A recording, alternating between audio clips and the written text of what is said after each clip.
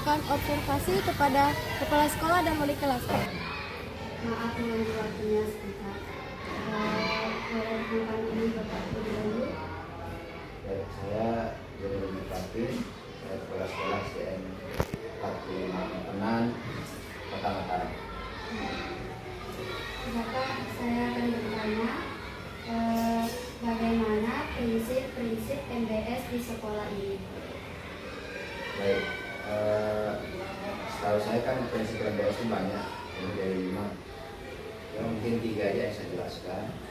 Yang pertama, prinsip kemandirian. Di sekolah kami sudah menerapkan prinsip kemandirian ini dalam bentuk pengelolaan keuangan di dalam bos, kemudian pembuatan kurikulum secara mandiri, OSP, kurikulum operasional secara pendidikan, dan pengelolaan aset BMD barang milik daerah. Jadi 3 komponen itu dikelola secara mandiri oleh sekolah. Jadi prinsip kemandirian itu. Dan yang kedua, prinsip partisipasi masyarakat. Jadi dalam mengelola keuangan itu kami melibatkan komite dan masyarakat. Jadi dana pos itu bisa keluar, bisa cair setelah kepala sekolah, guru, komite dan masyarakat rapat dulu untuk menyusunnya. Jadi rapat penyusunan tim bos. Jadi itu. Kemudian yang kedua, kami banyak melibatkan komite orang tua dalam memberikan masukan terhadap penyusunan program sekolah. Kami rutin melakukan rapat, terutama di kelas itu dengan forum kelas masing-masing. Jadi setiap kelas itu punya forum kelas yang rapat secara rutin untuk menyusun program.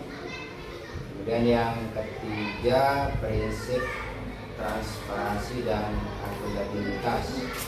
Jadi dalam 3 tadi itu kami selain melibatkan masyarakat dan komite sekolah, kami juga ada menempel atas sekolah dari tahun, jadi semua orang bisa melihat. Jadi keuangan SDN 45 itu berapa, dipakai kemana, sudah ada ditempel. Jadi partisipasi masyarakat untuk ikut mengevaluasi juga terbuka. Itu 3 aja yang saya jelaskan. Apa tantangan terbesar yang dihadapi dalam implementasi MBS di sekolah ini? Yang terbesar, yang pertama, dalam mengelola keuangan. Di sekolah kami ini kami tidak punya tenaga profesional di SMP untuk mengelola pos itu. Kami mengandalkan tenaga honorer sebagai operatornya.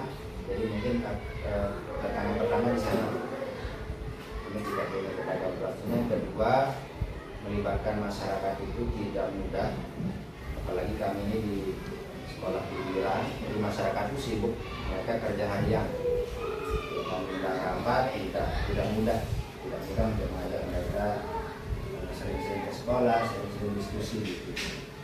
Dan itu tantangan. Kemudian yang ketiga, untuk ini terus ke jaringan terkait CSR di perusahaan sekitar sekolah ini. Sulit kami tembus, misalnya mereka PLN minta bantuan anak huruf misalnya. Saya agak kesulitan karena tidak punya jaringan di sana. Itu tantangannya dalam MBS.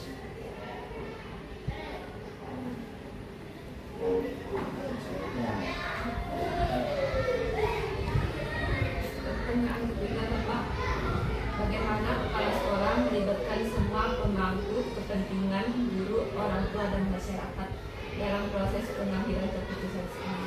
Ya, tadi kan dalam menyusun rencana keuangan dan anggaran sekolah itu wajib pada komitenya, jadi pada perwakilan masyarakat. Jadi itu bentuk pelibatan partisipasi mereka. Dan yang kedua, ketika kami melakukan review kurikulum, itu juga harus ada komite, harus ada masyarakat sebagai tim pengembang kurikulum. Jadi itu dua.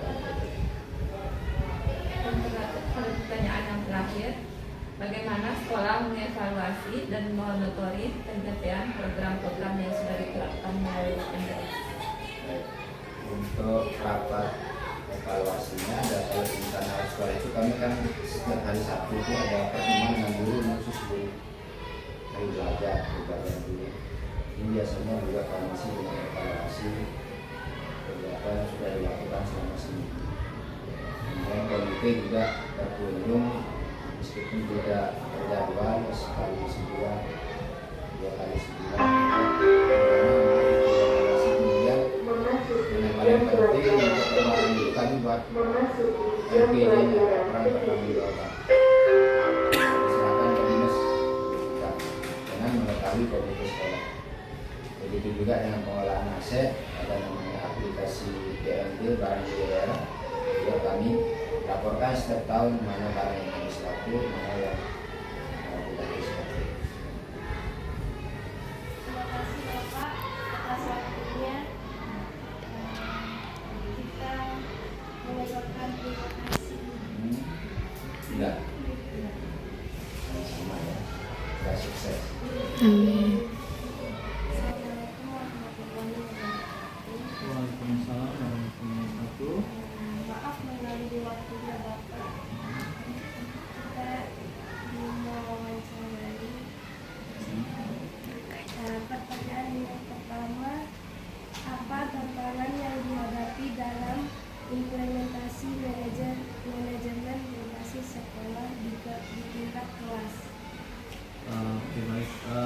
Kebetulan saya mengajar di kelas 6 ya. Dan yang saya tahu manajemen berbasis sekolah itu intinya adalah memberikan keleluasaan lebih kepada sekolah untuk mengatur ya dan turunannya tentu bagi kelas, artinya memberikan keleluasaan yang lebih bagi guru kelas, khususnya saya di kelas 6 untuk mengkondisikan kelas. Nah, terkait pertanyaan yang tadi terkait tantangan wali kelas dalam manajemen berbasis sekolah, yang pertama mungkin seperti adik-adik tahu bahwa sebagai guru itu kita nggak cuma ngajar, ya kan, nggak cuma mengajar, nggak cuma mendidik, tapi kita juga ada namanya administrasi. Jadi terkadang administrasi itu juga membutuhkan waktu untuk kita mengerjakan. Jadi itu salah satu tantangannya, dia tantangan beban kerja dari administrasi tadi. Jadi tidak bisa sepenuhnya kita melaksanakan MBS itu karena ada tantangan administrasi tadi. Tapi itu tentu itu nggak boleh jadi halangan, cuman itulah tantangannya. Jadi kita nanti yang menyesuaikan. Kemudian berikutnya karakter beda-beda siswa kan. Siswa kan berbeda-beda nih karakternya. Ini nggak bisa kita menyamakan siswa dengan karakter ini terus kita ngajarnya sama semua begitu, itu tantangan juga. Jadi itu yang harus dipikirkan oleh kita sebagai guru. Begitu. Pertanyaan selanjutnya, bagaimana cara mengelola kelas agar tetap konduktif untuk belajar? Tetap kondusif maksudnya ya. Iya. Jadi untuk mengelola kelas ini berdasarkan pengalaman saya, agar suasana kelas tetap kondusif itu tentu pertama adalah membuat aturan atau kesepakatan dengan siswa. Jadi saat awal semester, awal tahun pembelajaran misalnya, jadi kita buat aturan nih, kesepakatan dengan siswa. Kalau sekarang kan istilahnya kesepakatan kelas, istilahnya di kurikulum yang baru. Disitulah kita buat kesepakatan. Misalnya jika siswa melakukan apa, jika guru melakukan apa, di situ sudah ada kesepakatan untuk masing-masing warga kelas itu. Jadi ada, cuma mungkin enggak ya, cuman di situ ada konsekuensinya apa, seperti apa. Yang pertama ada aturan. Kemudian kita bangun kedekatan dengan siswa. Ini bangun kedekatan itu tidak serta-merta kita dekat sekali dengan mereka. Artinya kita mencoba membangun kedekatan. Jangan terlalu berjarak dan jangan juga terlalu dekat. Jadi tetap ada kedekatan. Kemudian kalau saya selain yang dua tadi, biasanya saya merubah posisi duduk. Jadi posisi duduk itu tidak tetap, bahkan dalam 1 bulan itu bisa berganti 2 kali. Nah, baru saja tadi saya ganti posisi duduknya. Kebetulan saya di kelas 6 punya ide aja gitu, pengen coba posisi duduknya membentuk angka Romawi 6. Nah, jadi dasarnya kemarin waktu hari guru itu mereka duduknya seperti ini, bertatapan. Nah, kalau bertatapan begini bagus untuk diskusi, tapi ketika mereka butuh untuk perhatian untuk misalnya instruksi dari guru, mereka cenderung ngomong. Jadi ngomong karena bertatapan kan, jadi mereka interaksinya lebih sering. Nah, ini tadi saya rubah, jadi begini seperti itu, mereka ada jarak. Nah, jadi akhirnya ya kondisi kelasnya juga jadi lebih kondusif. Terima kasih Bapak atas waktunya. Ya, Oh, jadi itu saja pertanyaannya. iya, bukan cuma aja. Terima kasih Pak. Waalaikumsalam.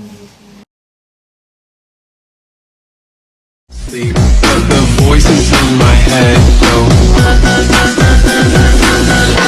Let the flames